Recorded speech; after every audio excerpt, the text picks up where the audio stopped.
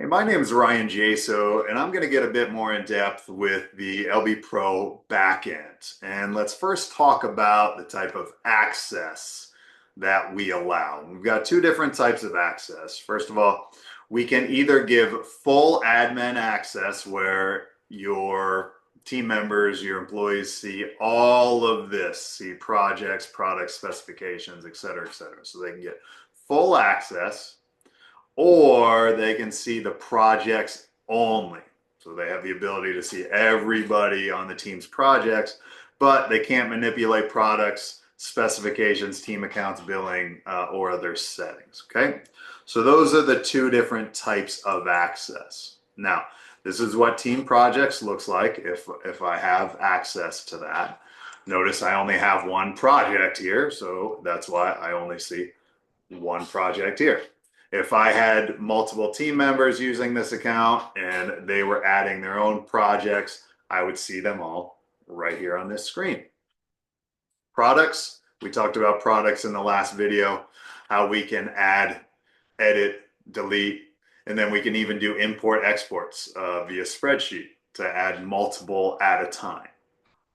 Specifications, we're creating that video as we speak. This gets a lot more granular with the types of things that we can add to our fixtures or add to our products to create like a really true as-built. Team accounts. Okay, again, who do I want to have? Who do I want to create an account for? So this is just a basic LBPro account. As of now, we don't charge any extra for multiple users. So you guys don't have to share the same login info if you've got multiple team members.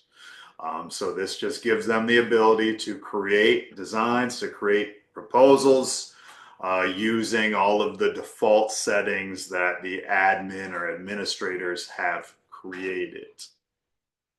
Billing, this is where I can change my LBPro subscription, I can delete it, I can change my payment methods, etc., etc. Then the settings, this is where we've got a lot of different options here that we're going to go through really quickly. I mentioned the backend access one. That's an important one. I have to set up the team member first.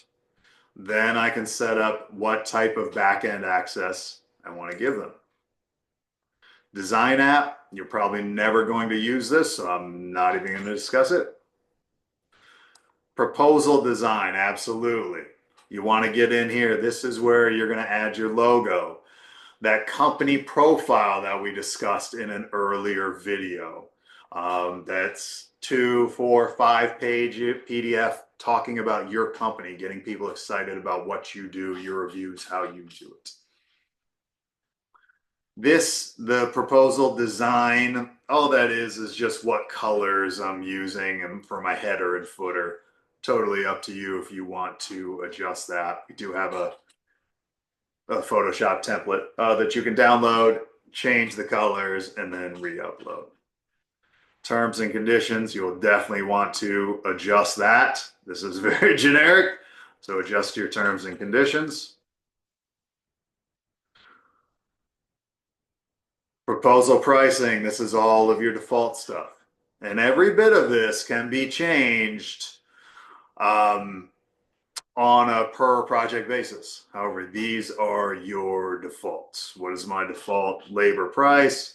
What is my default labor sales tax? And in most states, you're actually supposed to charge sales tax on labor, which is wild. Upgrade and downgrade, which we'll talk about in later video. And then product tax.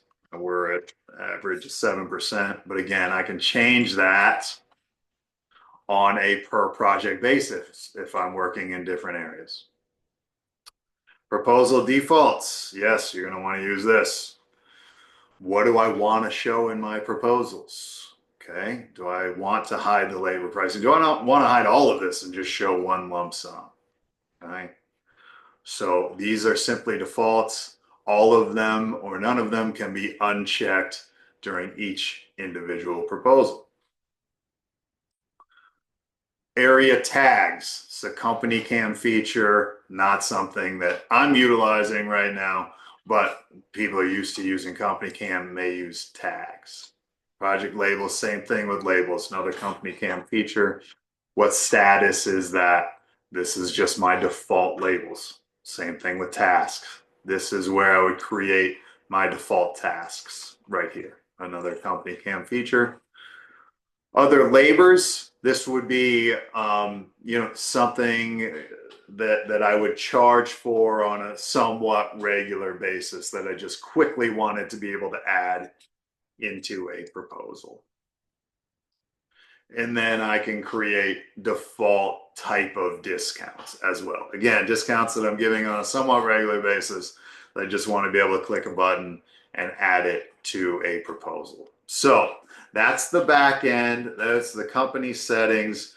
We'll get more granular on the specifics in another video, this specification section, but that talks you through all the rest of the settings. If you have questions on it, remember, got a great help center here.